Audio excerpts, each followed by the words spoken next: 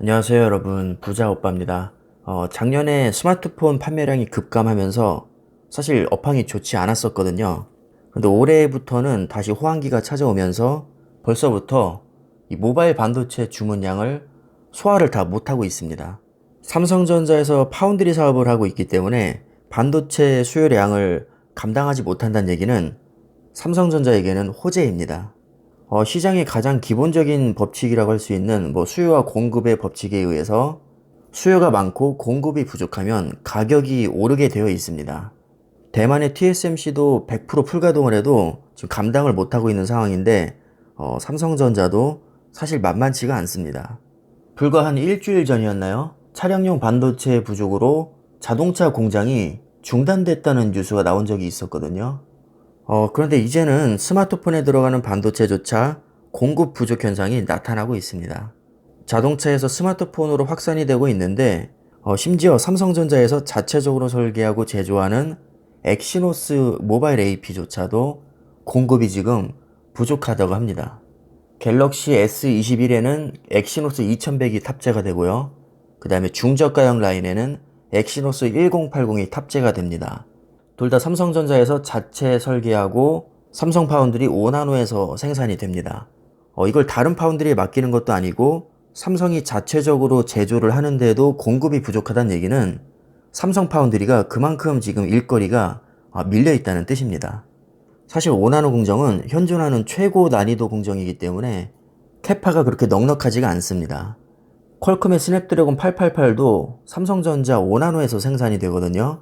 아무래도 외부에서 위탁을 해오는 것을 먼저 처리를 해주고 여유가 되면 자사의 엑시노스 2100을 아마 생산을 할 텐데요. 왜냐하면 외부에서 위탁을 줬는데 이것을 소화를 못하거나 맞춰주질 못하면 신뢰관계가 깨지겠죠. 그만큼 파운드리 업황이 지금 호황기를 누리고 있고 특히 초미세 공정인 5나노가 주문이 쏟아지고 있는 상황입니다. 갤럭시 S21의 출시 시기가 사실 조금 앞당겨졌었거든요. 이것만 봐도 스마트폰의 호황기가 찾아왔다는 것을 알 수 있고요. IT 업계의 전망치를 보니까 갤럭시 S21의 올해 예상 판매 대수가 약 2,800만 대에서 3,000만 대입니다. 이 중에서 60%가 엑시노스 2100이 탑재가 되는데 지금 상황을 보면 이 비율이 조금 낮아질 수도 있을 것 같습니다. 엑시노스를 TSMC에 맡길 일은 없을 것 같고 아무래도 자체 분량을 줄이면서 퀄컴의 스냅드래곤을 더 많이 탑재할 가능성이 더 높다고 봐야겠죠. 반도체 공급난은 사실 어느 정도 예견이 된 일입니다. 그래서 올해만 해도 TSMC가 30조, 삼성전자는 10조를 투자합니다. 지금 삼성전자 입장에서는 사실 TSMC를 부지런히 따라가야 되는 입장인데 투자 규모를 보면 3분의 1밖에 되지 않거든요.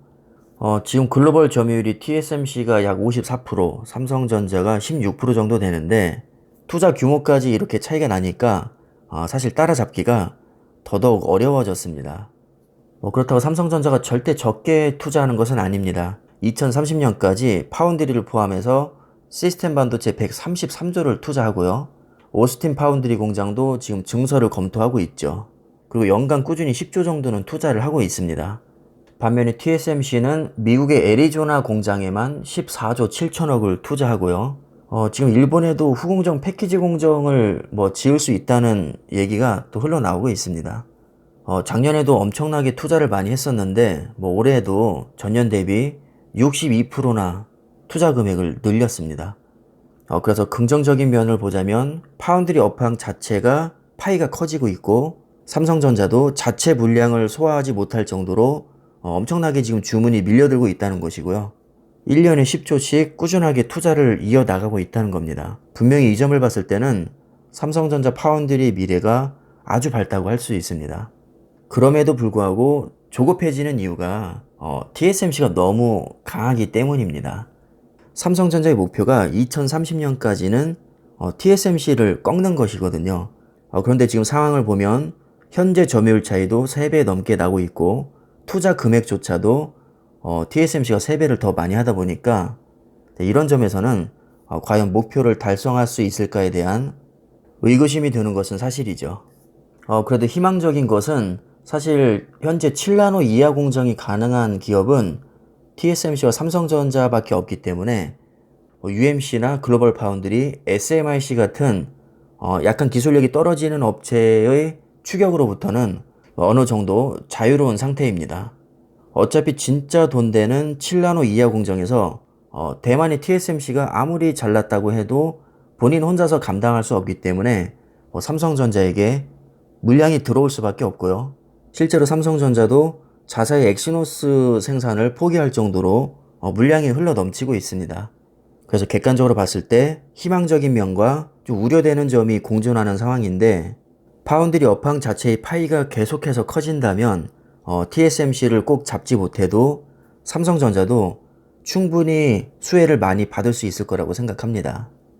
그러니까 너무 조급하게 TSMC를 무조건 때려잡아야 된다는 생각보다는 파운드리 분야에서도 할 수 있는 최선을 다하고, D램이나 낸드 플래시 같은 주력 분야에서도 지속적으로 초격차 전략을 이어나가다 보면 4차 산업혁명을 맞아서 삼성전자가 꾸준히 성장할 수밖에 없다고 봅니다.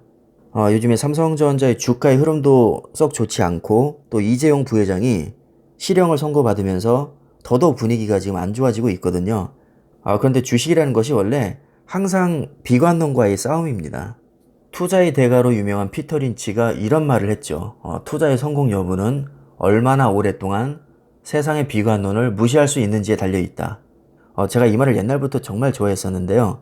어제도 잠깐 언급을 드렸지만 주식을 하면서 비관론은 결코 피할 수가 없습니다. 항상 비관론은 넘쳐납니다. 이런 비관론을 얼마나 잘 극복하느냐도 사실 투자의 중요한 부분을 차지한다고 봅니다. 결국에는 기업에 대한 믿음이 확고한 투자자들은 장기 투자를 할 것이고요. 믿음이 부족하거나 비관론에 크게 흔들리는 투자자들은 털고 나갈 수밖에 없겠죠. 저는 여전히 삼성전자에 대한 믿음이 흔들리지 않기 때문에 요즘 퍼지고 있는 비관론은 크게 신경 쓰지 않고요. 오히려 주가가 빠질 때마다 수량을 계속 늘려나갈 겁니다. 주식 투자를 하면서 위기가 항상 찾아오는 것이고요. 이것을 피해갈 수는 없습니다.